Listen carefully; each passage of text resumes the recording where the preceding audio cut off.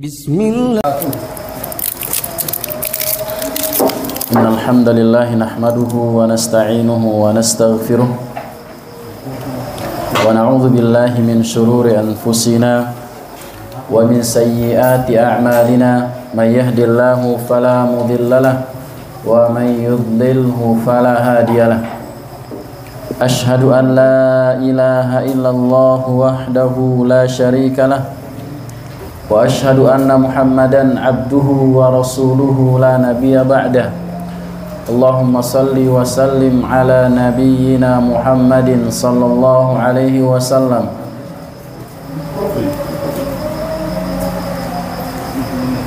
wa ala alihi wa ashabihi ajma'in, amma ba'du. Para jamaah Musalla Babul Jannah rahimani wa rahimakumullah, kita lanjutkan kajian kita Syarah Usul Ats-Tsalatsah atau Syarah Tsalatsatul Usul, 3 landasan pokok yang harus diketahui oleh seorang muslim. Dan setelah pada pertemuan yang sebelumnya sudah kita bacakan beberapa amalan-amalan hati yang disebutkan oleh Syekh Muhammad bin Abdul Wahhab rahimahullahu ta'ala. Di antaranya adalah al-khauf dan ar-raja. Al-khauf dan ar-raja yaitu berharap dan rasa takut. Dan pada kesempatan kali ini kita lanjutkan di antara amalan hati juga yang lainnya adalah at-tawakkal. Ya, tawakal.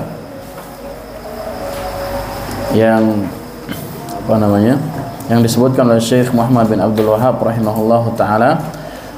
Qala al-muallif rahimahullahu taala wa dalilut tawakkul qauluhu ta'ala wa 'ala Allahi fatawakkalu in kuntum mu'minin. Wa 'ala Allahi fatawakkalu in kuntum mu'minin, surah Al-Maidah ayat yang ke-23. Wa qala wa man yatawakkal 'ala Allahi fahuwa hasbuh, surah At-Talaq ayat yang ketiga. Syekh Muhammad bin Abdul Wahhab rahimahullahu ta'ala mengatakan, dan dalil tentang tawakal adalah firman Allah subhanahu wa ta'ala wa 'ala Allahi fatawakkalu in kuntum mu'minin, dan hanya kepada Allah kalian bertawakal jika kalian benar-benar orang yang beriman, yaitu surah Al-Maidah ayat yang ke-23. Kemudian dan juga firman Allah Subhanahu wa taala surah At-Talaq ayat 3, Allah mengatakan wa may yatawakkal 'ala Allah fahuwa hasbuh, dan siapa saja yang bertawakal kepada Allah Subhanahu wa taala maka cukup baginya, atau Allah Subhanahu wa taala akan mencukupkan semua kebutuhan orang tersebut.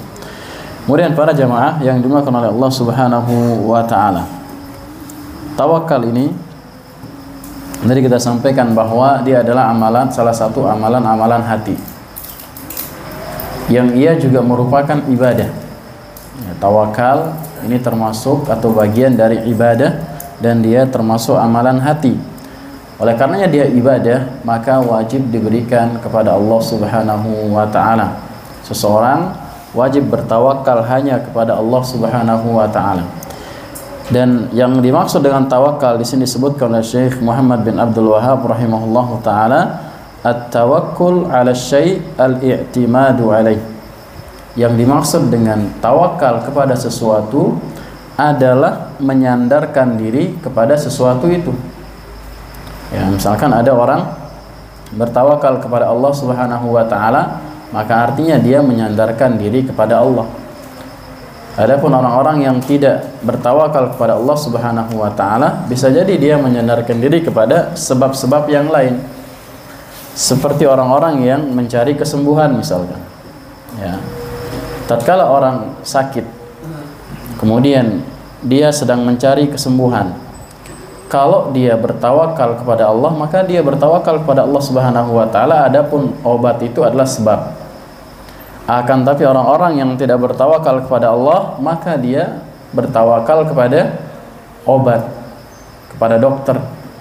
ataupun kepada dukun misalkan, maka ini yang terjadi terjerumus ke dalam kesyirikan.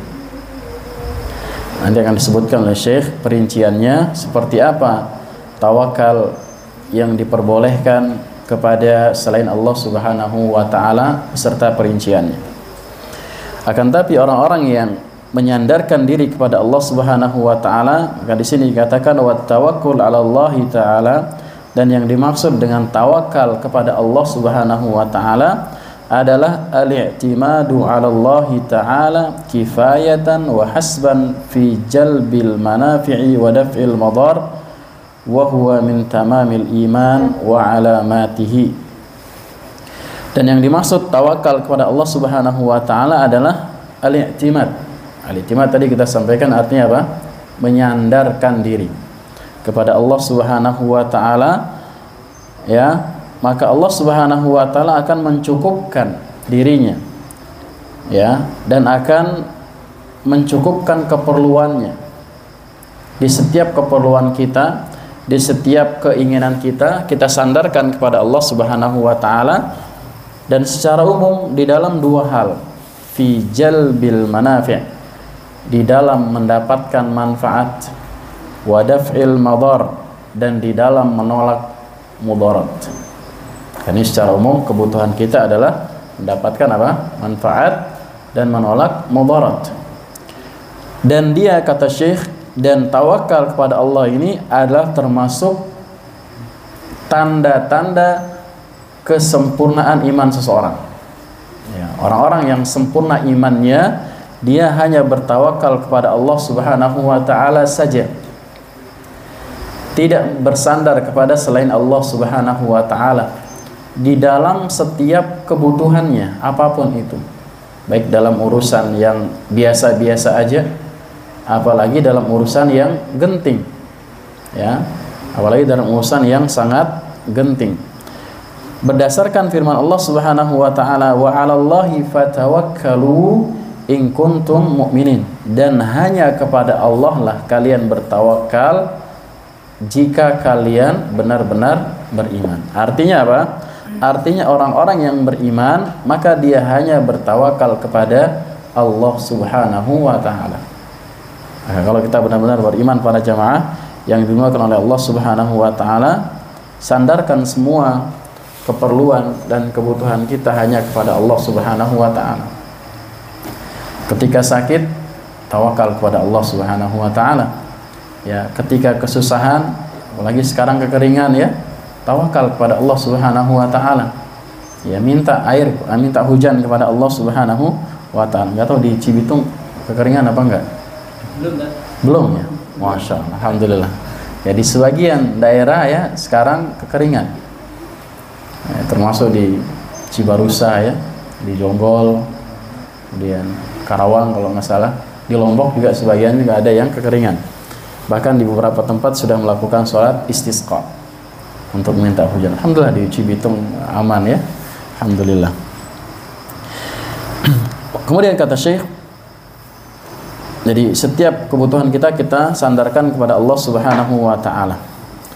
Kemudian wa in sadaqal 'abdu fi i'timadihi 'ala Allah ta'ala kafahu Allah ta'ala ma ahammahu. Jika seorang jujur, ya, jika seorang hamba jujur kepada Allah Subhanahu wa taala dalam bertawakal, ya, jika seorang benar-benar bertawakal hanya kepada Allah Subhanahu wa taala, kafahu Allah ta'ala ma ahammuhu. Niscaya Allah akan mencukupkan semua keperluannya. Ya. Kalau kita benar-benar bertawakal kepada Allah Subhanahu wa taala, tidak bertawakal kepada selain Allah Subhanahu wa taala, maka semua kebutuhan kita akan dicukupkan oleh Allah Subhanahu wa taala, karena Allah Subhanahu wa taala satu-satunya zat yang mampu mencukupkan semuanya. Ya, adapun selainnya seperti dokter tidak mampu menyembuhkan, Pak. Obat tidak mampu menyembuhkan. Allah Subhanahu wa taala mampu menyembuhkan seorang tanpa obat dan tanpa dokter. Ya, bahkan dokter pun tidak mampu apa? Menyembuhkan dirinya sendiri, benar enggak, Pak? Ada enggak dokter operasi dirinya sendiri? Enggak ada. Ya. Nggak ada dokter apa mengoperasi dirinya sendiri. Dan dokter biasanya kalau sakit juga kepada dokter yang lainnya. Karena dia adalah apa? Sebab. Ya, dia adalah wasilah dari Allah Subhanahu wa taala.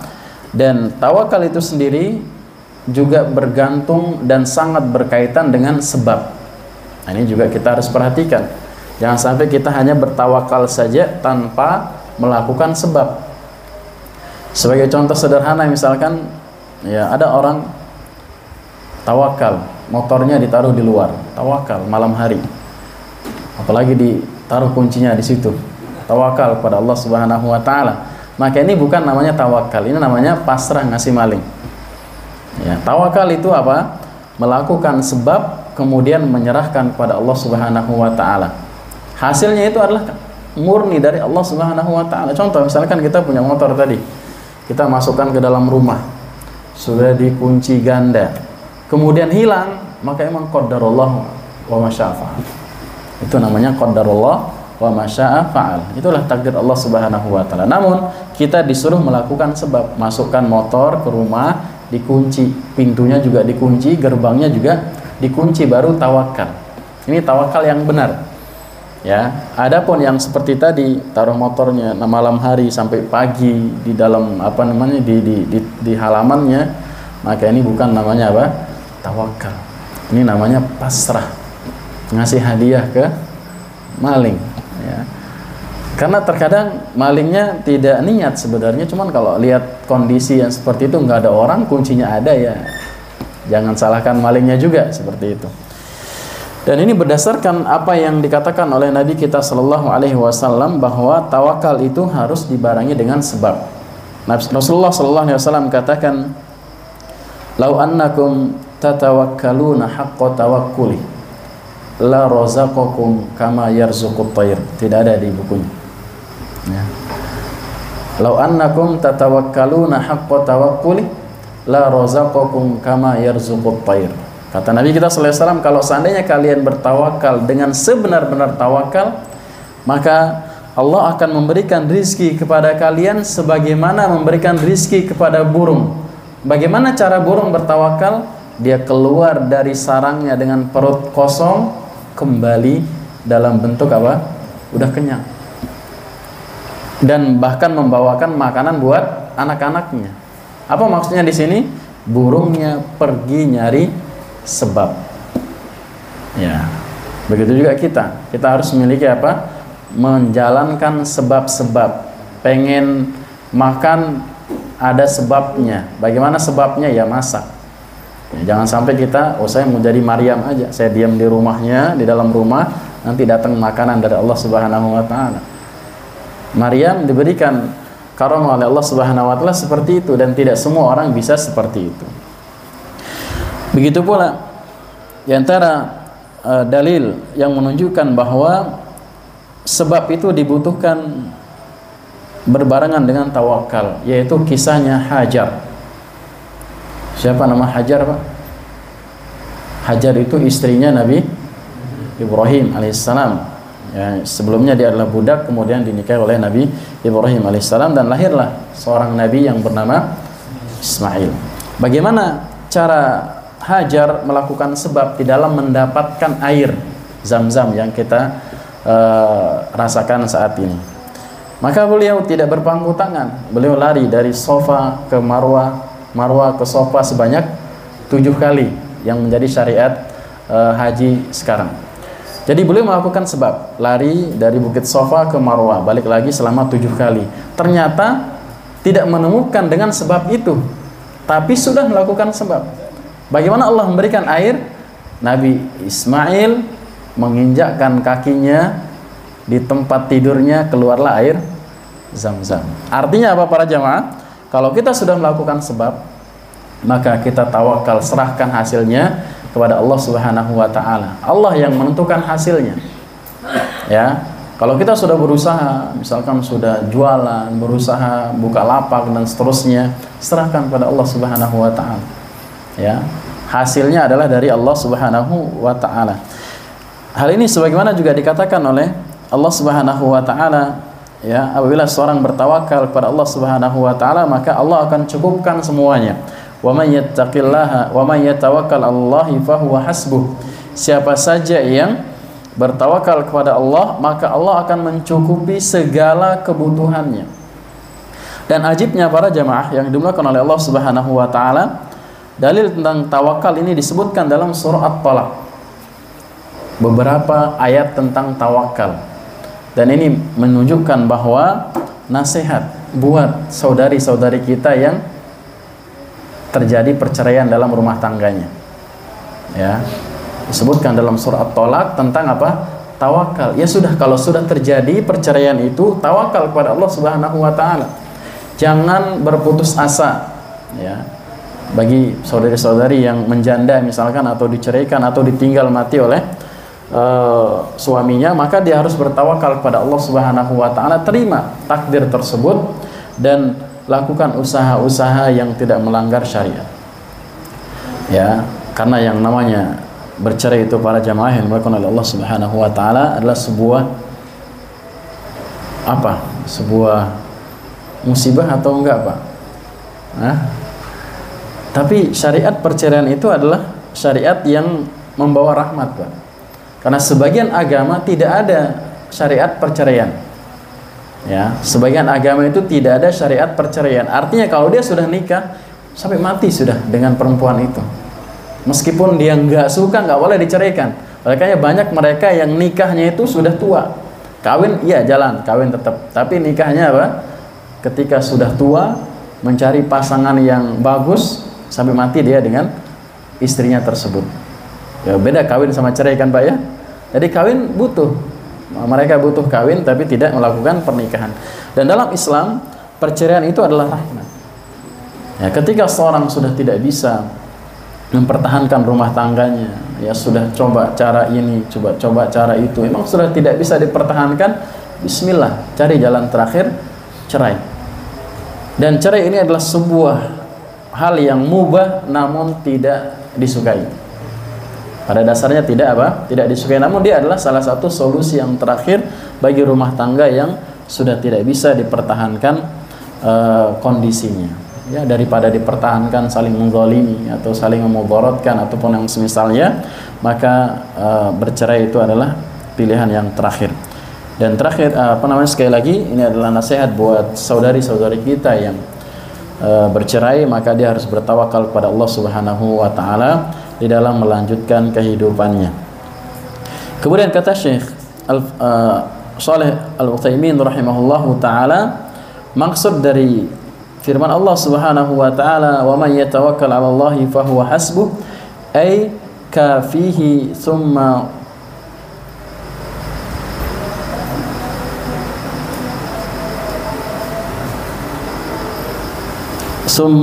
toma'na thumma, kemudian kata Syekh rahimahullahu taala, ya, artinya Allah Subhanahu wa taala akan mencukupi segala kebutuhannya sampai ia merasa puas. Ya, sampai dia merasa puas dan cukup dari Allah Subhanahu wa taala. Bahkan kata Allah Subhanahu wa taala dalam lanjutan ayatnya, innallaha balighu amri. Sesungguhnya Allah Subhanahu wa taala akan mencukupi segala kebutuhannya bagi orang-orang yang bertawakal.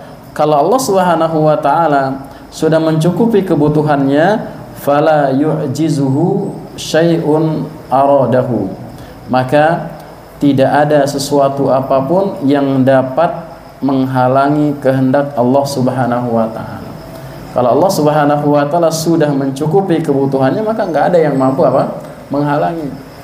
Karena Allah Subhanahu wa taala mampu di dalam segala hal apapun. Kalau sudah Allah mau, maka tidak ada yang mampu untuk menghalanginya. Dan bertawakal ini para jamaah yang dimulakan oleh Allah Subhanahu wa taala dicontohkan oleh Nabi kita sallallahu alaihi wasallam. Nabi kita sallallahu alaihi wasallam adalah orang yang paling bertawakal. Ya, orang yang paling bertawakal adalah Nabi kita sallallahu alaihi wasallam. Namun kendati demikian, Rasulullah sallallahu alaihi wasallam mengajarkan kepada kita untuk senantiasa bertawakal. Ketika keluar rumah, maka kita berdoa dengan doa apa? Bismillahi tawakkaltu 'ala Allah la haula wala quwata illa billah. Dengan nama Allah Subhanahu wa taala aku bertawakal kepada Allah Subhanahu wa taala, dan tidak ada daya dan upaya kecuali dengan kehendak Allah Subhanahu wa taala.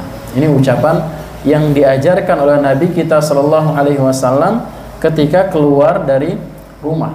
Bertawakal kepada Allah Subhanahu wa taala, maka Allah akan menjaga rumah kita. Allah akan menjaga harta kita, Allah akan menjaga keluarga kita yang di rumah. Begitu pula ketika selesai makan. Ya, ketika selesai makan pun Nabi kita sallallahu alaihi wasallam mengajarkan kepada kita untuk bertawakal, Pak. Ya. Apa kita baca setelah makan, Pak? Alhamdulillahilladzi at'amani hada wa razaqanihi min, itu diantaranya. Diantaranya juga yang sahih juga adalah alhamdulillahilladzi, yang ada kata tawakalnya, Pak. Alhamdulillahilladzi at'amani hada wa razaqanihi min ghairi haulin minni wala quwwah. Doanya adalah segala puji bagi Allah Subhanahu wa taala yang telah memberikan aku makanan ini. Ya, wa razaqanihi, dan memberikan rezeki kepadaku min ghairi haulin minni, tanpa ada daya dan upaya dariku, dan tanpa ada waquwah, tanpa ada kekuatan. Semuanya dari siapa? Dari Allah Subhanahu wa taala. Begitu pula dalam ketika memakai pakaian, Pak. Kita juga bertawakal kepada Allah Subhanahu wa taala. Diajarkan oleh Nabi kita sallallahu alaihi wasallam apa doa memakai pakaian, Pak? Bismillah, selesai. Ya cukup. Bismillah juga cukup. Tapi ada doa yang panjang apa? Alhamdulillahilladzi kasani hadha thawba wa razaqanihi min ghairi haulin minni wala quwwah. Segala puji bagi Allah Subhanahu wa taala yang telah memberikan aku pakaian ini tanpa ada daya dan upaya, dan tanpa ada kekuatan dariku. Kita juga bertawakal kepada Allah Subhanahu wa taala. Begitu pula ketika tidur juga kita membaca doa, ya, bertawakal kepada Allah Subhanahu wa taala. Kita serahkan jiwa kita, kita serahkan nyawa kita bahkan kepada Allah Subhanahu wa taala, Pak. Karena orang yang tidur itu adalah sebenarnya meninggal dunia, Pak. Setengah meninggal. Makanya kita butuh doa, kita butuh tawakal. Kita butuh cara-cara Nabi kita sallallahu kita persiapan untuk meninggal dunia, Pak. Ini yang harus kita renungkan, Pak. Ya. Karena kalau kita sudah meninggal dunia, sudah tidur dengan adab dan tata cara yang dilakukan oleh Nabi kita sallallahu alaihi wasallam, maka semoga itu menjadi apa? Husnul khatimah. Ya, kita membaca zikir, kita membaca doa, kita sudah mengucapkan juga kalimat tauhid sebelum meninggal dunia, sebelum tidur. Maka ketika diwafatkan oleh Allah Subhanahu wa taala, kita wafat dalam keadaan apa? Beribadah kepada Allah Subhanahu wa taala. Ini harus kita apa? Harus kita perhatikan. Jadi tidur ini juga jangan kita remehkan, Pak. Bukan hanya sekedar terlentang kemudian memejamkan mata nanti pasti bangun, tidak. Ya. Betapa banyak orang tidur tapi apa? Tidak bangun lagi. Benar apa tidak, Pak? Banyak. Kemudian dibangunkan sudah meninggal dunia. Semoga Allah Subhanahu wa taala memberikan kita husnul khatimah. Kemudian Syekh Muhammad bin Shalih Al-Utsaimin rahimahullah taala menyebutkan ada 4 jenis tawakal. Ya, ada 4 jenis tawakal. Ada tawakal yang wajib, ada tawakal yang haram, ada yang tawakal yang boleh dengan catatan, dan ada juga yang keempat tawakal yang boleh. Beliau mengatakan i'lam anna tawakkul anwa'. Ketahuilah bahwasanya tawakal itu ada beberapa macam. Tawakal itu ada beberapa macam. Yang pertama, ini adalah tawakal yang wajib dilakukan, yaitu at-tawakkulu 'ala Allah Ta'ala wa huwa min tamamil iman wa 'alamati sidqihi. Tawakal yang pertama adalah tawakal hanya kepada Allah Subhanahu wa taala semata. Dan dia, ada orang-orang yang bertawakal hanya kepada Allah semata ini, min tamamil iman wa alamati sidqihi, termasuk tanda-tanda sempurnanya keimanan seorang dan tanda-tanda benarnya keimanan seorang tersebut. Ya, tadi kita sampaikan di awal bahwa tawakal itu adalah orang-orang yang ciri-ciri orang-orang yang beriman pada Allah Subhanahu wa taala. Wa huwa wajibun, dan tawakal hanya kepada Allah Subhanahu wa taala ini termasuk perkara yang wajib. Tidak boleh diberikan kepada selain Allah Subhanahu wa taala. La yatimul imanu illa bihi wa qad sabaqa daliluh. Dan tidak sempurna keimanan seorang kecuali dengannya, kecuali dengan bertawakal hanya kepada Allah Subhanahu wa taala. Ya, orang-orang yang belum bertawakal hanya kepada Allah, artinya dia belum sempurna imannya. Masih setengah-setengah, masih kurang keimanannya. Bahkan bisa jadi dia tidak beriman kalau dia serahkan hanya kepada selain Allah Subhanahu wa taala tawakalnya. Ya, ini adalah yang pertama, tawakal hanya kepada Allah Subhanahu wa taala. Dalilnya tadi sebagaimana kita sebutkan itu surah Al-Maidah ayat yang ke-23, surah At-Talaq ayat yang ketiga dan ayat yang keempat. Ini adalah tawakal yang wajib yang diperuntukkan hanya kepada Allah Subhanahu wa taala di dalam setiap kebutuhan kita. Hendaknya kita bertawakal kepada Allah Subhanahu wa taala dalam kesehatan, di dalam mencari rezeki, ya, di dalam belajar ataupun yang semisalnya. Kemudian yang kedua, tawakal yang kedua adalah tawakal yang bersifat haram. Ya, tidak boleh. Yaitu tawakkul as-sir. Tawakal yang sifatnya sir, sembunyi dia, samar-samar. Apa maksudnya tawakal sir ini? Bi ayya'tamida ala mayyitin, yaitu dengan cara seorang bersandar. Tadi maksud tawakal itu adalah apa? Bersandar. Bersandar kepada mayit, kepada seorang yang sudah meninggal dunia, kepada orang yang sudah wafat, sudah nggak ada orangnya. Di dalam apa? Fi jalbi manfaatin au daf'i madarratin. Di dalam mendatangkan manfaat ataupun menolak mudarat. Artinya apa? Tawakal sir ini adalah ketika dia ingin mendatangkan manfaat dan menolak mudarat, dia sandarkan hatinya kepada mayit, kepada orang yang sudah meninggal dunia, kepada wali fulan, wali alan, ataupun yang semisalnya yang sudah tidak ada orangnya, tidak mampu dia membantunya. Fahada syirkun akbar, dan ini termasuk syirik besar. Ya, orang-orang yang minta-minta, menyandarkan diri, menggantungkan harapannya kepada mayit yang sudah meninggal dunia, maka ini termasuk syirik besar. Li'annahu la yaqa'u illa mimman ya'taqidu anna lihadzal mayyit tasarrufan sirriyan fil kaun.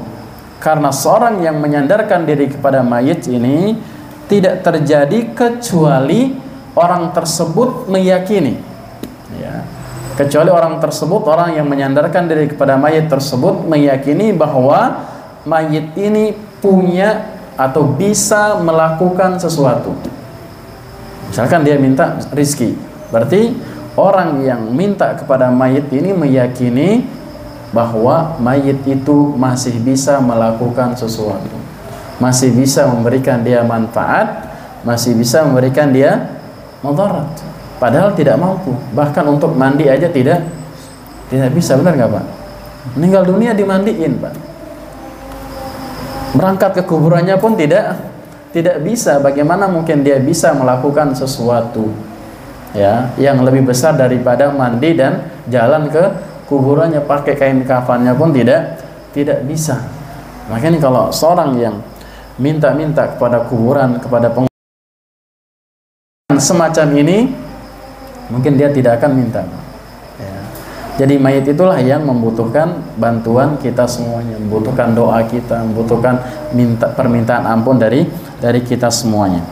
Kemudian kata Syekh, wala farqa baina an yakuna nabiyyan aw waliyan aw taghutan aduwan lillahi ta'ala. Dan dalam hal ini tidak ada bedanya orang mayit itu apakah dia seorang nabi, ataukah dia seorang wali, ataukah dia seorang taghut, musuh Allah Subhanahu wa taala. Kalau dia sudah mati, kalau dia sudah meninggal dunia, maka dia tidak mampu lagi untuk melakukan sesuatu dan tidak pantas seorang menyandarkan dirinya kepada mayit tersebut.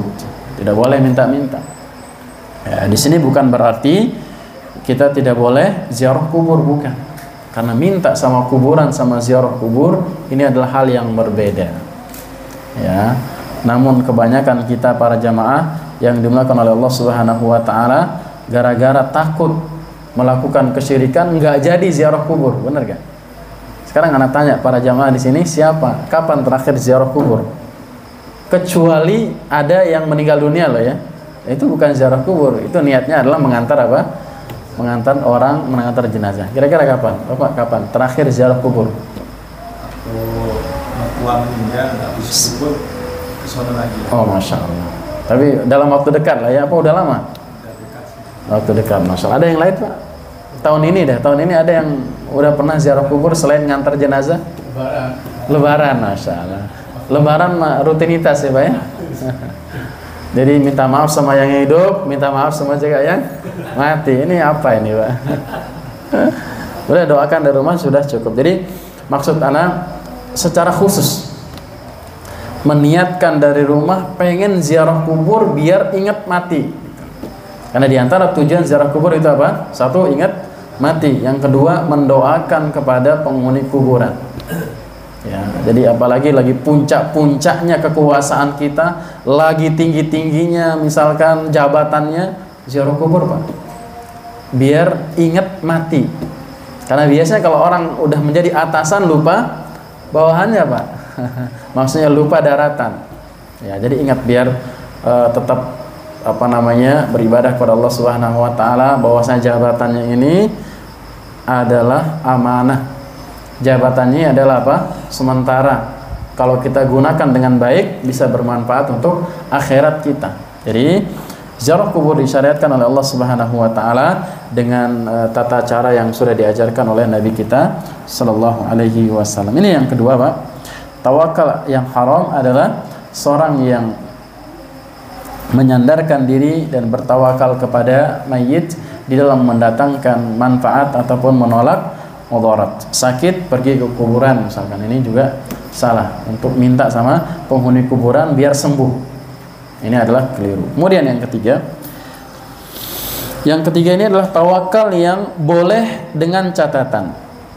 Tadi yang kita sampaikan, tawakal yang boleh dengan catatan atau dengan perincian. Yaitu yang ketiga adalah tawakkul ala al-ghair fima yatasarrafu fihi al-ghair ma'asy'ur bi'uluwi martabatihi wa ihtitati martabatil tawakkuli anhu. Yaitu tawakal yang ketiga adalah tawakal kepada orang lain. Ya.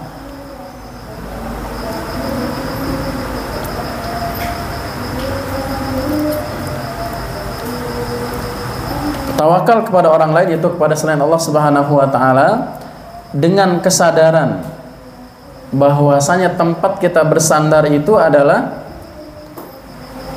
merasakan tinggi jabatannya, ya, tinggi kedudukannya, dan dia juga lemah martabat orang yang bertawakal tersebut. Nanti kita contohkan, di sini ada contoh. Apa maksudnya? Misal, di sini disebutkan oleh Syekh, kalau misal itu nanti bisa menjelaskan apa yang disebutkan. Misal atau mislu, jadi sebenarnya misal itu dalam bahasa Arab sama sebenarnya. Mislu maksudnya misal ya. Barangkali itu adalah serapan juga ya, serapan dari bahasa Arab. Mislu an ya'tamida alaihi fi husulil ma'ash, seperti orang-orang yang bersandar kepada orang lain, kepada atasannya, kepada yang punya atau owner perusahaan tersebut di dalam di dalam menghasilkan atau mendapatkan al-ma'ash, ma'isyah, ya, wa nahwihi, ataupun yang selainnya, ya. Misalkan kalau nggak ada bos saya nggak bisa makan, Kalau nggak ada bos ini, saya nggak bisa dapat rizki. Kalau nggak ada orang ini, maka orang ini tidak mendapatkan rizki. Ini termasuk fahadha naw'un minasyirkil asghar. Karena ini termasuk syirik kecil. Ini bukan boleh, Pak. Ini maksudnya? Bukan boleh. Nanti yang boleh itu adalah penjelasan yang kedua. Ya, jadi seorang yang bertawakal kepada selain Allah Subhanahu wa taala karena tinggi jabatan orang tersebut. Ya. Karena memiliki kedudukan, memiliki mampu dia melakukan hal tersebut. Dan orang yang bertawakal kepada orang tersebut, dia benar-benar merasa kalau tidak ada orang ini saya tidak bisa makan. Kalau tidak ada orang ini saya tidak bisa mendapatkan rizki, tidak bisa mendapatkan maisha ataupun yang semisalnya. Maka ini termasuk syirik kecil, Pak. Karena dia mampu untuk memberikan harta, mampu untuk menggaji. Liquwati, kenapa dia dikatakan syirik kecil? Liquwati ta'alluqil qalbi bihi wal i'timad alaihi. Karena kuatnya penyandaran hati seorang tersebut kepada orang itu, dan kuatnya tawakal penyandaran dirinya kepada orang tersebut.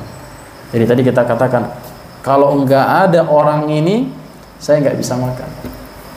Kalau enggak ada dokter ini, saya enggak mungkin sembuh. Kalau enggak minum obat ini, saya enggak mungkin sembuh. Benar-benar dia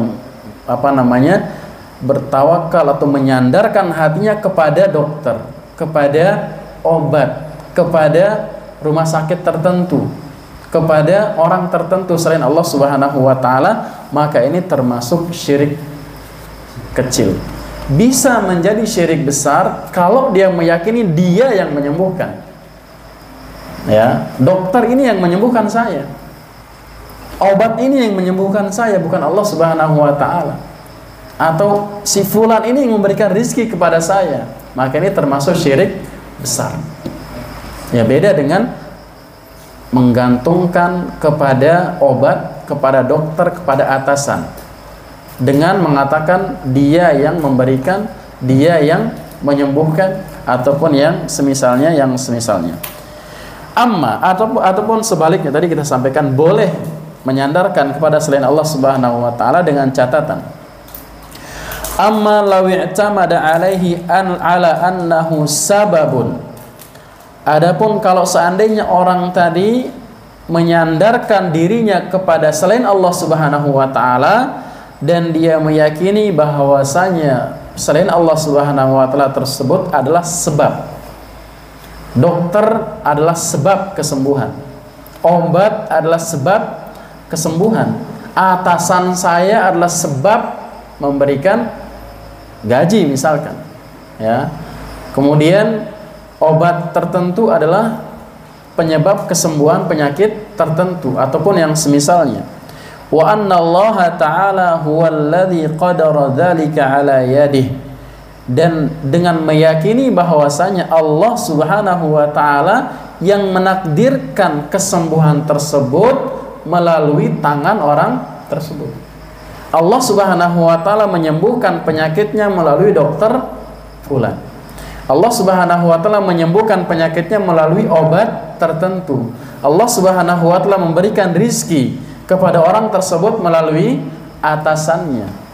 Ini yang harus yang harus kita bedakan antara meyakini itu sebab dan sebab kesembuhan adalah Allah Subhanahu wa taala. Fa inna dzalika la ba'sa bihi. Kalau semacam ini maka boleh, tidak masalah. Yang menjadi masalah adalah mengesampingkan Allah Subhanahu wa taala, hanya bersandar kepada sebab itu. Ya, bisa dibedakan, Pak, ya. Ini bukan berarti udah saya bertawakal aja, saya nggak mau melakukan kesyirikan, saya nggak mau berobat kepada dokter. Ya, tawakal juga butuh apa, Pak? Ikhtiar, butuh usaha. Dengan kita ke dokter itu usaha. Dengan kita minum obat itu usaha. Tidak pandang apakah dia obat herbal, Pak, atau obat kimia. Tapi kita harus benar-benar meyakini bahwasanya yang menyembuhkan adalah Allah Subhanahu wa taala. Jangan mentang-mentang karena herbal oh ini kalau nggak minum madu ini maka nggak sembuh misalkan. Ini juga sama, ya. Kalau nggak minum hawatus sauda yang merek ini misalkan, maka ini nggak bisa sembuh, akan sakit terus menerus. Maka ini juga sama saja, apakah dia obat herbal atau obat kimia. Namun sebisa mungkin kita rutinitas mengonsumsi obat herbal, Pak.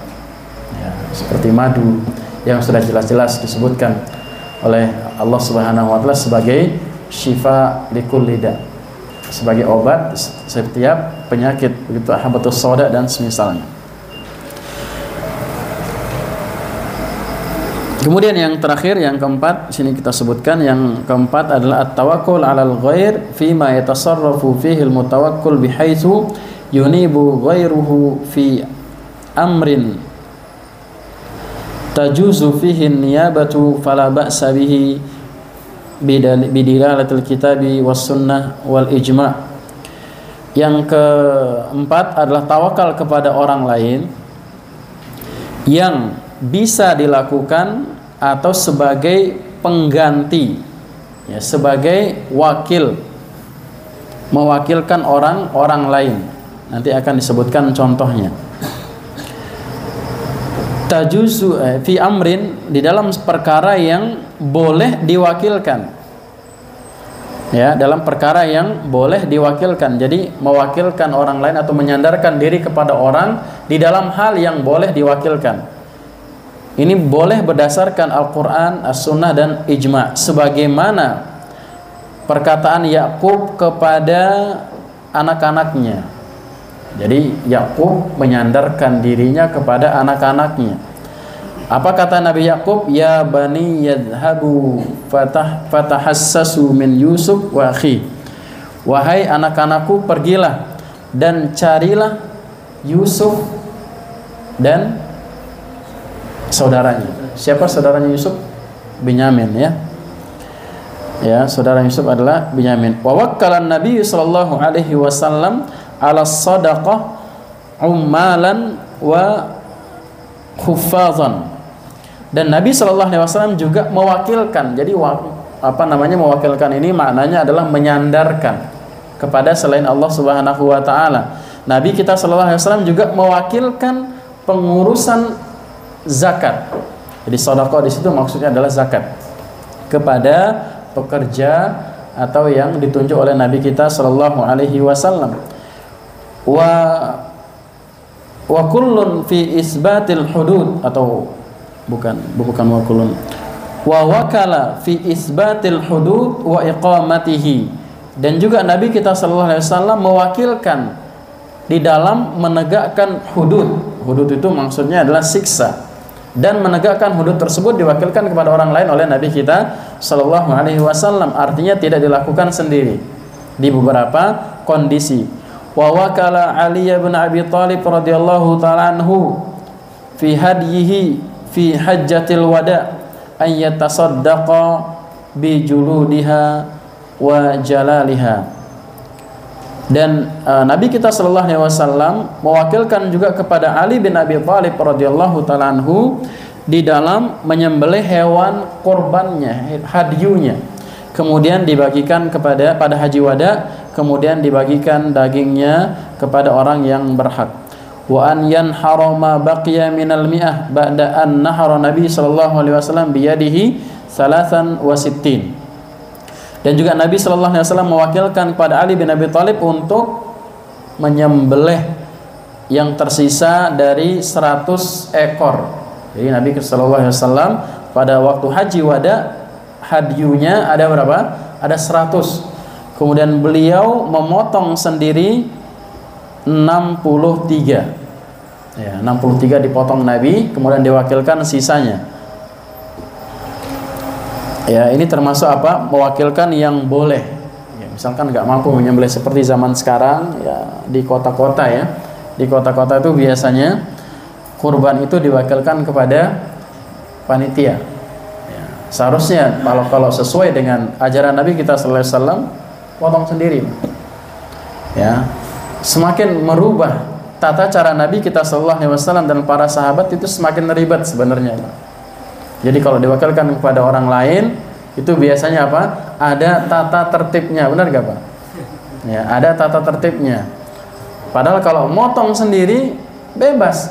Kita mau potong sekarang, mau masak kapan, mau bagikan kapan juga tidak masalah sesuai dengan kelonggaran waktu kita. Tapi sebagian orang memang tidak mampu, tidak bisa menyembelih. Kemudian ada yang ragu-ragu, bener nggak ini caranya? Padahal tinggal sembelih aja. Bismillah, sembelih. Misalkan niatkan karena Allah Subhanahu wa Ta'ala. Maka ini Pak, tawakal yang kedua, yang terakhir, yang keempat adalah bertawakal kepada orang lain yang ketika perkara tersebut boleh diwakilkan. Seperti tadi mengurus zakat, kemudian menyembelih hewan kurban dan semisalnya dan semisalnya. Ammal ijma', adapun dalil dari ijma' ala jawazi dzalika fa ma'lumun min haitsul jumlah. Adapun ijma' atau dalil dari ijma' adalah boleh hal tersebut berdasarkan jumlahnya atau berdasarkan konteksnya.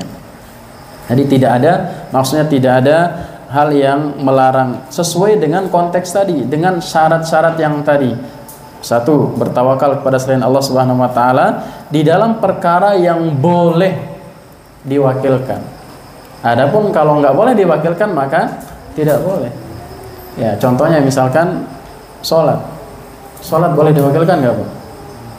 Bapak lagi batuk nih, tolong wakilkan aja sholatnya. Tidak boleh.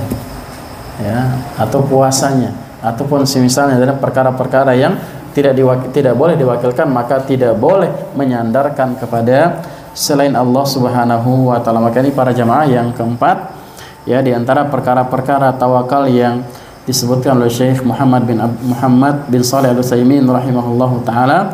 Tadi yang pertama adalah tawakal kepada Allah Subhanahu wa Ta'ala, ini wajib. Kemudian yang kedua, tawakal kepada mayit, ini adalah haram, ya, baik dia nabi, baik dia wali ataupun yang selainnya, di dalam mendatangkan manfaat dan menolak mudarat.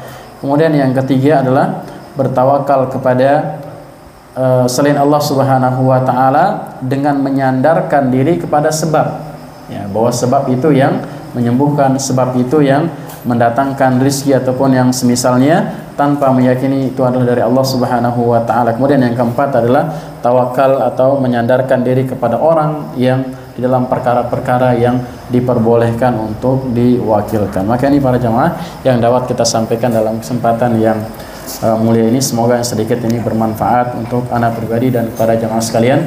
Semoga yang sedikit ini bermanfaat sekali lagi untuk keimanan kita kepada Allah Subhanahu wa Ta'ala. Allahu ta'ala alam. Subhanakallahumma wa bihamdika asyhadu an la ilaha illa anta astaghfiruka wa atubu ilaik. Assalamualaikum warahmatullahi wabarakatuh.